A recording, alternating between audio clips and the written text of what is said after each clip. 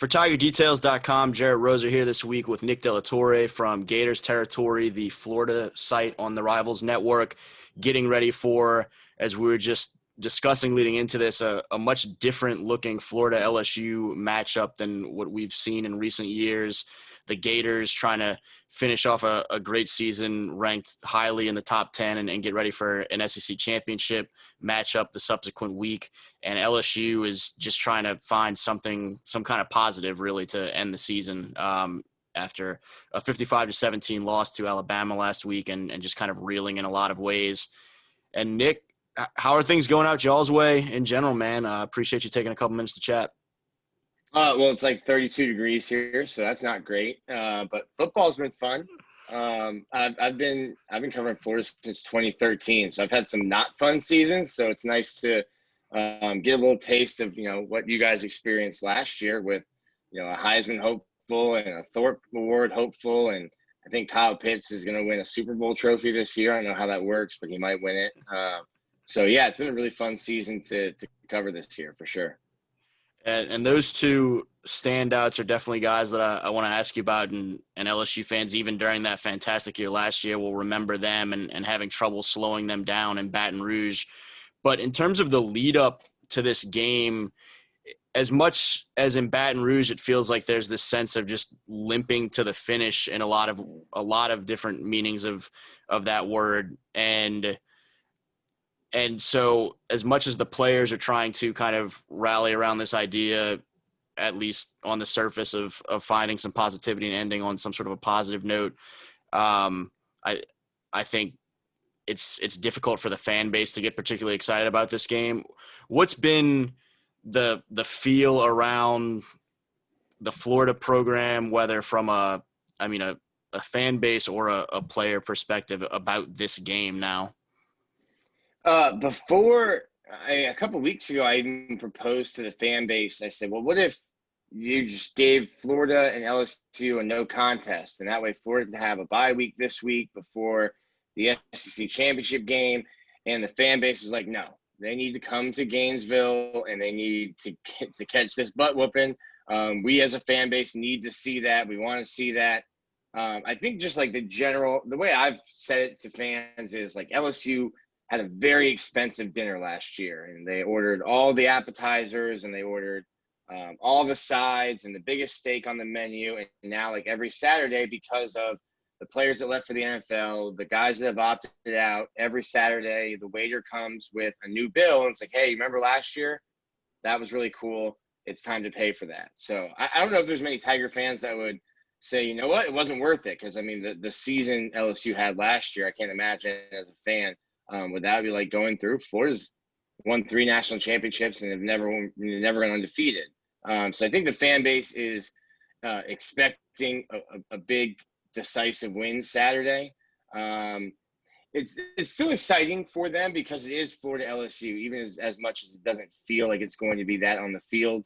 It's still purple and gold, and there's not a lot of love lost, in recent years for either team, I think, from either fan base. So Florida fans are, I think, happy to be on what they hope to be a winning side of this rivalry on Saturday. Yeah, I certainly think that the LSU fan base, there's no one or very few people, if any, that would trade any of last year for anything better this year. But I've talked to a few of our colleagues at other sites throughout the season and referenced that I'm sure there's no one in this country that feels particularly bad for LSU at the moment after getting kind of frustrated and watching them gritty dance all over the fields on Saturdays last year. I think most teams around the country are excited about the opportunity to be in the position that Florida is right now and be back on the right side of that thing. Yeah, this Florida team reminds me a lot of that 2019 LSU team. Just the way teams try to attack them, because the offense can score in so many different ways and can score so quickly. I remember heading to Baton Rouge last year, I'm saying, if you're Florida, you've got to find a way to only give LSU 6 offensive drives and just hold on to the ball as long as possible. And it's like, listen, LSU might score in a minute on all 6 of those drives, but don't give them 9 drives, 10 drives to score 10 times. And that's how teams have attacked Florida. Now, the only issue is Florida's defense really struggles when teams go up tempo, which kind of, goes against not going, fast and trying to bleed the clock. So I've all year I've kind of just drawn similarities to that, at least on offense, drawn similarities to Florida and LSU. So it'll be interesting to see how LSU attacks Florida, because if you look at Florida on tape, if you run up tempo, the guys on defense probably look like me and you on defense, not knowing where to line up or where to go. So it'll be interesting to see how LSU attacks them. And I think Edo did such a great job last year. This has got to be, really tough on him, the kind of competitor that he is, to just go out and really not be competitive against Alabama. And I don't think Florida is going to do what Alabama did, but, come into this weekend probably with, more questions than answers, on how to stop some things. And you mentioned kind of, I guess, when teams are able to have success going tempo on offense, that Florida's had some issues there. And that was exactly what I wanted to ask you next was, are there some areas of this matchup that, with LSU in particular, and having seen in recent weeks some of the struggles they've had offensively in some of those games, are there areas of this matchup that give you kind of any worries, or you feel like there could be some vulnerability that LSU can have some success against, or just kind of seeing the way things have gone, it doesn't really seem to match up that well for the Tigers from your side? Yeah, Florida's defense has been suspect, but I think since probably halftime of the Missouri game, they've started to get much better. Getting Kyrie Campbell back, and he's not, going to be an all SEC defensive tackle or anything, but getting your nose tackle, your defensive tackle back allowed you to start playing other guys in their more natural position. So Florida's defensive line, since Kyrie Campbell's come back, has been really getting after it. They get after the quarterback. They lead the SEC in tackles for losses and sacks. And if LSU is going to be going with either of the freshman quarterbacks again, Todd Grantham, might blitz 12 if he can figure out a way to, get 12 guys on the field. So to me, for Florida, it'll be about just limiting big plays. And obviously the 3rd and Grantham is still out there, and 3rd and 18 is not a position Florida fans feel comfortable with when their defense is on the field because of some of those big plays. But I think if you're Florida, you're just trying to probably take LSU's hope out of it early. Get a couple stops. I think Florida's going to be able to score. I think Florida can score on anyone. And so for Florida, it's limiting those big plays, especially early. I think LSU might have to try to get something going with the running attack, but Florida's pass defense has been suspect with some of their cornerback play and certainly with safety play. So I'm just not sure with an inexperienced quarterback on the road. Granted, it's not going to be 90,000 fans. I'm just not sure that this LSU team is equipped to come in and really be able to keep up with Florida. That's something 2019 LSU was like, okay, hey, even if the defense is going to give up points, we're going to be, don't trade, like a basketball term, don't trade 2s and 3s. You're going to lose the game that way. So Florida's going to go down and score. And even at the beginning of the year, they were able to just say, hey, our defense is going to give up 40. That's cool. We'll score 50. So it can win in the shootout, and I don't know if LSU can win in that way.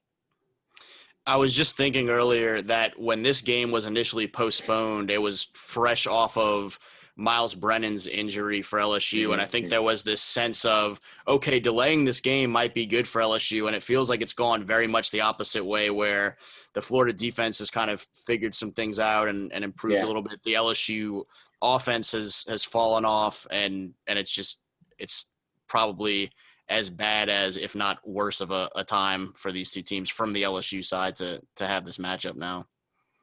It's tough with so many young guys. We talk about it all the time with like quarterbacks. You don't want to throw a quarterback in too early because you don't want to ruin their confidence. With as many guys, I don't even know if you have a full number yet of how many guys are out from the team last year. But you get to a point of a season where also a lot of these freshmen are playing a longer season, even though this is a shorter season, a longer season than they ever have. And I think if you look at it, we started back up with training camp in like June. So we're talking about June. Now we're in the middle of December. This is a really long time. for some of these guys. And then if you're not having success, I think a lot of why Florida's defense has gotten better is that, you start to see it on film. And now when your coach is yelling at you in your practice, you're like, okay, well, you yelled at me last week and I had a good game Saturday. I can take it this week. But when you're not getting the success on Saturday and it seems like there's no payoff, it's harder to, kind of get up and keep going every Saturday. So I think that could also be an issue, especially for young players. A couple of the veterans on the Florida side that we'd mentioned a couple of times that we'd talk a little bit more about, the Kyles, Trask and Pitts, were phenomenal in Baton Rouge last year to compete with that LSU team as well as just about anybody for about 3 quarters until Burrow and company were able to just kind of survive it, got the necessary defensive plays. But this year it seems like that duo has each taken a step forward. People are talking about, some of the trophies that you mentioned before, potential Heisman candidacy for Trask, and Pitts is looking like one of the top weapons in the country. What has been the biggest stride for each of them that you've seen to turn a really good year last year into now 2 of the top players in the country at any position? I'll start with Pitts because that's easy. I mean, he's just he's just if he's the guy you create when you make a player in that, or you make a player in NCAA. He's all of 6'6", and his hands. I think I remember shaking his hand when he was a freshman, and I think he was like halfway up my forearm. He can palm a tire. He's just an athletic freak, and it's interesting because he told us a story this week that when Dan Mullen, because he committed to Jim McElwain, Dan Mullen tried to secure his commitment, and Dan told him, hey, I think I could see you playing on either side of the ball. And Kyle goes, I want to catch passes and I want to catch touchdowns. If that's not where you envision me, then I need to look elsewhere. And Dan was like, no, that's fine. You can catch passes and touchdowns.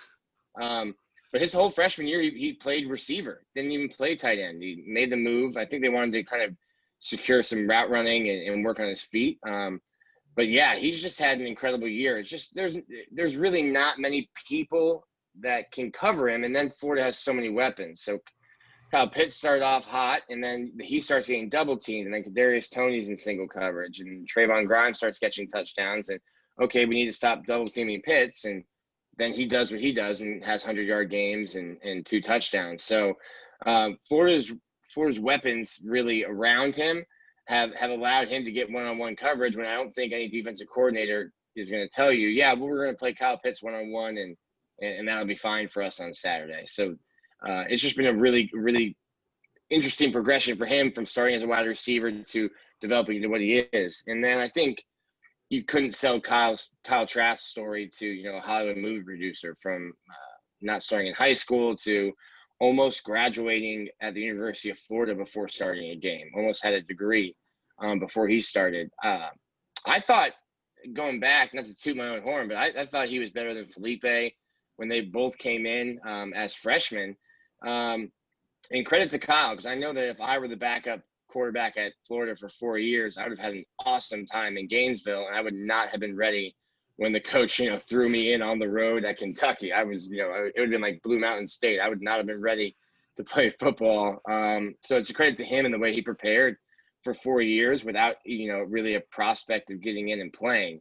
I think for him, the biggest thing that he does is he's just smart, and Florida has a bunch of different guys that can make plays, and he doesn't try to force things. A lot of times Felipe Franks would force balls into coverage, force balls downfield. He had a mentality of, we need to win the game, and I need to be the reason to win the game. Kyle Trask is fine with checking down to his running back 6 plays in a row if that's what the defense is giving him. And I think it's just been a perfect storm for him. You've got a quarterback who knows the offense, doesn't have an ego, and will take a 3-yard dump off instead of trying to force the ball to Kyle Pitts in double coverage 20 yards down the field, where I would throw only to Kyle Pitts as many times as they asked me to throw every single time in the game. So I think that's really the biggest area where Trask is impressive, is that he's just smart, takes what the defense gives him, and knows, hey, this is the goal of this play. Not the goal of every play isn't to score a touchdown,